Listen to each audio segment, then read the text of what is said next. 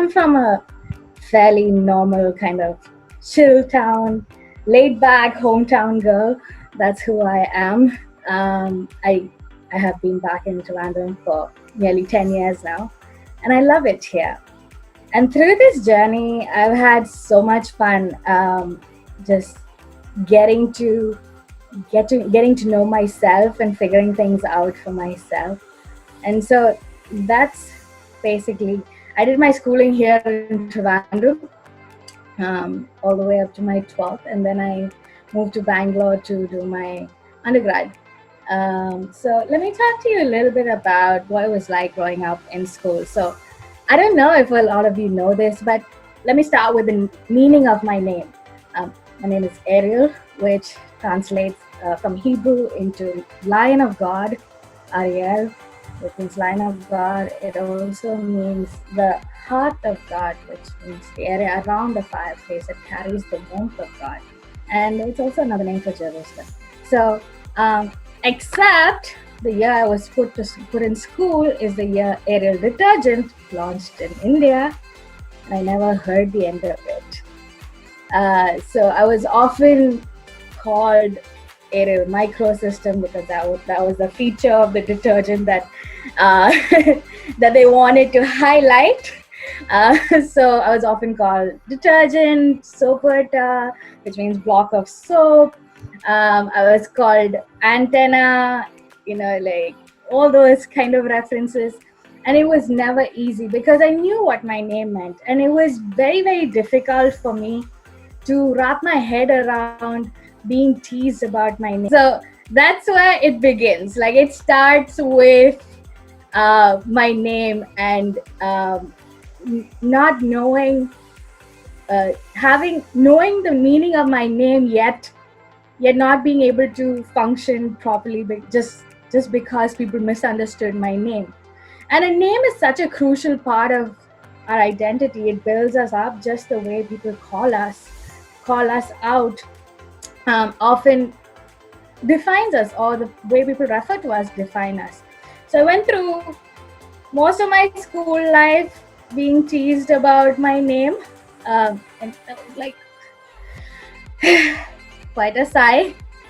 And around the time I was about 12, 13 years old, I wouldn't say I was a sickly child, but I did fall sick quite often. But I was also very active in athletics. I was very active in the arts throughout school. And then by the time I was about 12, 13 years old, I started experiencing different kinds of symptoms where I would have severe swellings all over my body. I would be just walking down to the stadium with a friend of mine, and I would randomly just fall down, get up, get right back up and continue, but would not know why I fell down. And any doctor we visited would say, oh, it's just muscle weakness, here, take something for the pain, you sprained your ankle, you fell down, treat your cuts. Whatever was the superficial symptom of the day, that's what I was treated for. And that went on for quite a while. And I didn't have any answers really. Like, by the time I was in 12th, I was in a lot of excruciating pain, and some days I couldn't even go to school. So I would just wake up and say like, okay, Amma, I can't go to school because I'm in so much pain. And then I finished my schooling. I did commerce and I loved it. And then so this is where my journey as a chef starts. I used to wake up in the middle of the night and say, I'm hungry. And my dad always required that I be fed whatever time of the night it was. And that's where some of my journey started in cooking. It's cooking with my dad at say 2-3 a.m. in the morning, making omelette and scrambled eggs with bread or mincemeat or whatever.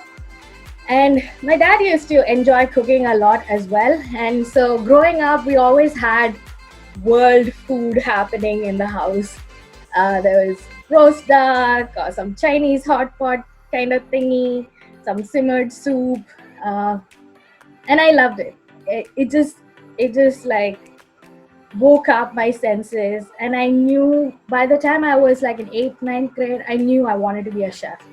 It was my dream to be a world-class chef. I would do pretend cooking shows in my very small kitchen back in the day, and that's how I started out. I would cook for my friends whenever possible. 2005 is when I moved to Bangalore, to Christ College, to start my bachelor's in hotel management. Hmm. Those days, my health was a little better for the first 3 years because I was just too busy to notice that my body was just not functioning in certain aspects. So I would leave the house at 7, come back at say 8:39 at night, work events, work internships, all that kind of stuff. But one of the things I want to tell you is that it wasn't all happy-go-lucky. There were things that I struggled with, and one of those things was the way I saw myself. There was a chef who taught me, and the reason why I mention this is because I'm a baker now, I'm a chef now, but going back to my first year bakery class, I had a chef who used to say, "Arielle, knead that dough," and he would say, "Put some muscle into it and lose some weight." And it definitely affected me. It affected me in a way that it was kind of traumatizing, to the extent that I never wanted to step into a bakery classroom. Is this amazing man, a world-renowned chef named Chef Evan Thalit. He is the director of Lavon Academy of Baking Sciences and Sciences and Pastry Arts in Bangalore. He was my faculty. He is someone who. So I went on internship to France in 2006, and when I came back, the old chef had left and he had taken over. The thing about him was he would let me just watch the team work when I wanted to watch, or he would assign me some other work that would pique my curiosity. And I don't know if he knew what he was doing because we were his first batch of students ever. But to me, that sticks out the most. Till today, he is a dear friend. He is in like my SOS for any baking trouble that I run into. And so he's somebody that really inspires me. He's traveled all over the world now, and that really encourages me every day. So that's how I started to pique my interest in baking again. But by the time I had already reached my fourth year, in which we pick up our specialization, so we had 4 subjects to choose from, and I decided by my 4th year my health started to deteriorate again. So it was back to swellings, backaches, pains, and I did not think that I would survive being in a kitchen. Quite literally, I did not know if I got into a management training program in a kitchen, what was I going to do if I had to work a 36 or a 48-hour shift in the kitchen. So this was something that troubled me greatly. And so I decided that I would do my second love, by which time, because I had interned in France and I had amazing people to work with, I'd fallen in love with food and beverage service. So that means like working front of the house of the restaurant, and I loved it. I am a people person, as you can possibly make out. I love talking to people. I love hearing stories. I love telling stories, and I'm always talking somebody's ear off. And the people at LiveJam know that well. And so I took that up. But again, at the end of the 4th year, I just sat for a Goldman Sachs interview because I'd come for campus recruitment, and I thought, okay, let me just go for the experience of sitting for an interview. They were the first company on campus, and I got it. And at which point I thought, oh, hey, you know what? Maybe a desk job would be better. Maybe I don't need to put my body through a lot of pain again. And so I took it up. 5 months later, I had to quit.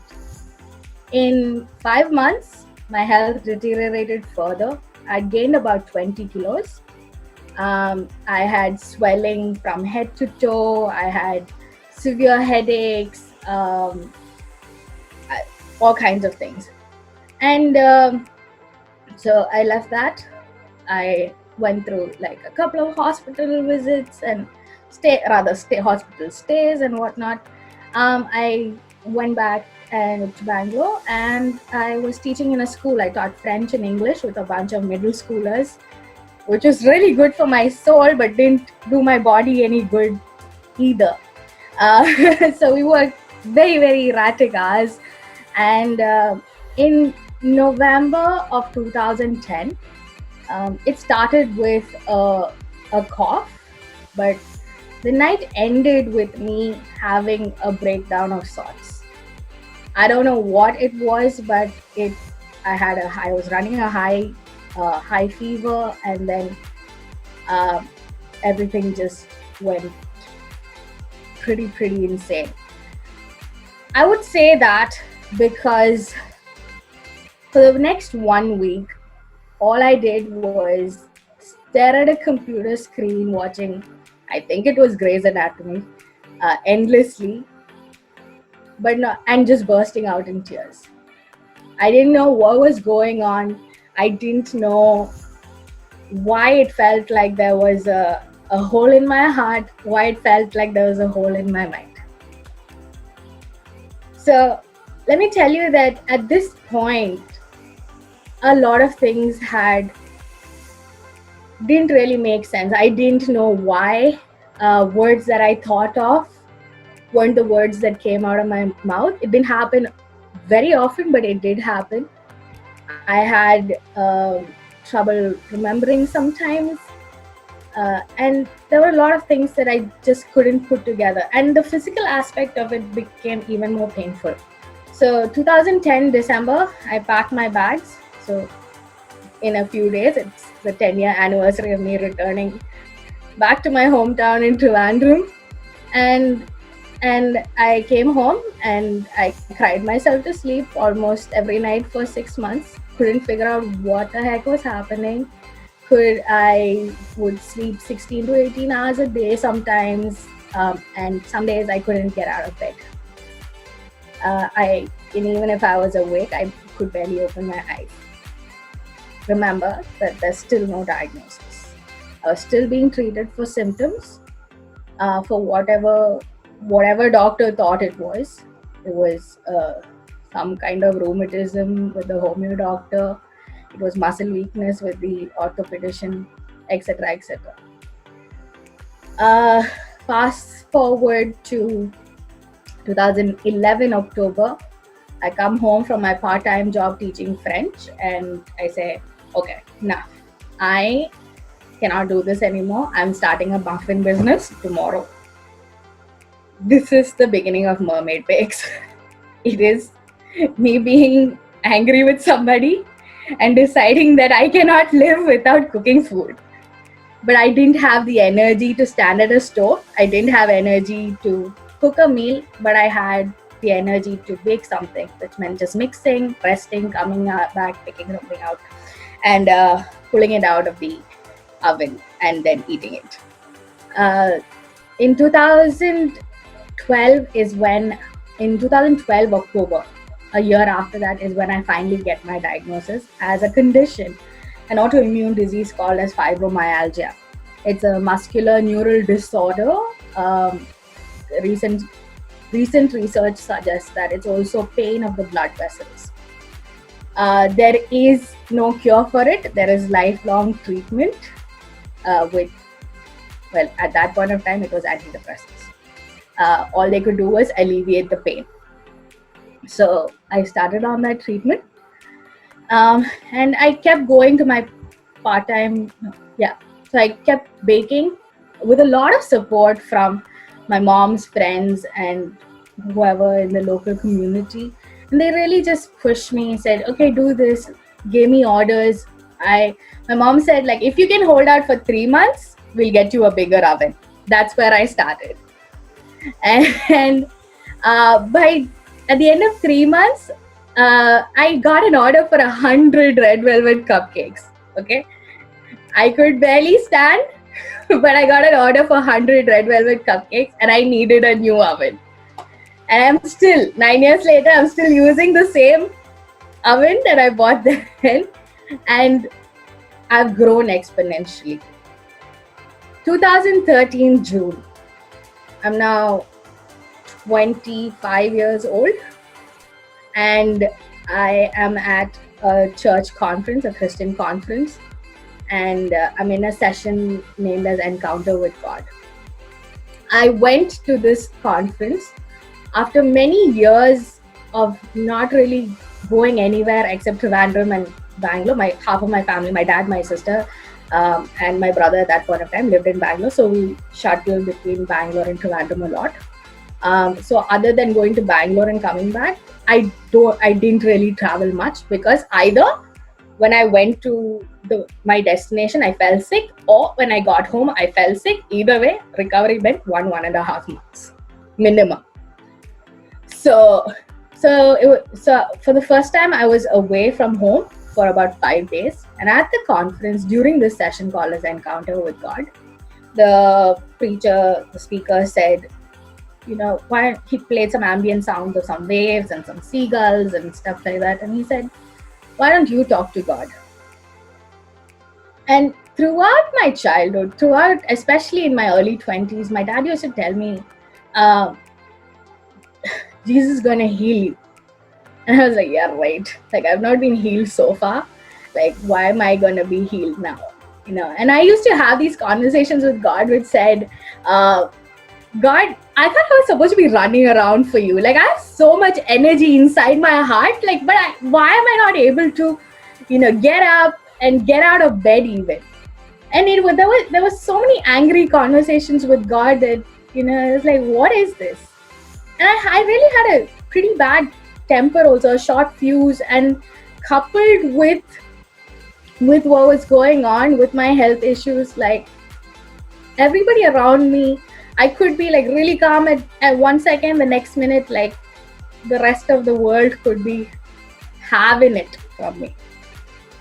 And in this session, I began to pray, and I just, a little bit into it, I just started experiencing this warmth come over me. From the top of my head to the soles of my feet, to the toes, I could just feel this warmth just ironing out every muscle. And at the end of it, I just knew I was healed. And so at the end of the session, I call my mom and I say, Mama, I'm healed. And my mom's like, okay. And that was how I got healed. That day I stopped taking medication, and I haven't been on any medication for fibro since then. Yeah. And that's how I got here. Okay, that's the beginning of my healing. This meant that now I had time. I decided that there's no time to waste. I need to start working on my skills. I need to start putting my energy into things that could develop me. That's what I did. So I work at things. I do. I incorporate a lot of my skills that I learned, like painting, music, art, and I like to tell stories with my product. Coming to where Mermaid Bakes is right now, it's a culmination of this. The number one thing is I'm grateful for where I am, and I'm grateful for where I am because like I just get to have a conversation with God with what I do. The second thing is I get to tell a story with every product that I do.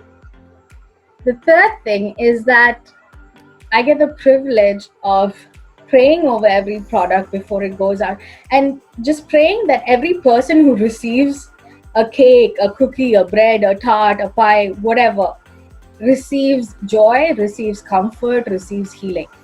So can you tell how organize, plan, and prioritize your work in the baking profession? Okay, so something that happens is everybody knows Christmas is the season for baking, right? So during Christmas time, so let me talk about the peak of my work. So then every other day just becomes like a normal, chill day. I bake sometimes about 30 to 40, up to 50 kgs of cake sometimes in a day. And so that means that I need to organize purchase all the way up to delivery. And this is all done by mostly me and my mom and a couple of helpers, or anybody from my youth group who decides that, hey, Arielle needs a hand, let me go help. And which is usually like 8 to 13-year-olds. And sometimes some older kids. And sometimes some adults. Yeah. So I need to plan out. So I need to look at recipes, figure out quantities. I need to chart out delivery routes. I need to get the baking done. So when I have frosting, then I need to figure out time management. So for me, time management is extreme essential ingredient. So if I need about an hour and a half's baking time, plus cooling time, plus frosting time, plus packaging, plus delivery. So all that needs to, so I need to figure out all those things. Since I do that like over Christmas, so now I've done about 8 Christmases. So every other day looks like a cakewalk, so to speak. What are your favorite combination of flavor to implement in dishes? So I'm a citrus kind of girl. So like anything lemony goes. So like recently I've been working on a lot of lemon and pistachio, lemon like rose and pistachio, something with mild but like a punchy flavor. I just did a lemon and coconut. So yeah, something citrusy. Yeah. See, if the kitchen is busy, and then you said like the kitchen is busy, fast-paced, often stressful. So how do you cope up with the stress of that? Okay, so one is I always got music going on in the background. Depending on how high pressure the situation is, I play calming music or maybe sometimes fast-paced music. I do take frequent breaks and keep myself hydrated. That's super important for me because I work next to an oven that's running at nearly 250 degrees most of the time. Plus, it's Kerala weather, so humidity is about 75 to 80% at any given point of time. So I need to keep myself hydrated a lot. Also, having my plan of action pasted on the wall in front of me or on a post-it, or like I have a checklist that keeps me functional. Yeah. I wanted to do this video for you guys just to get you guys encouraged and enthused about cooking or baking. I have a lot of friends who say I burn water, including my best friend from school. So she's always here eating my food and not burning water but making chai. But yeah, here's this one's for you guys.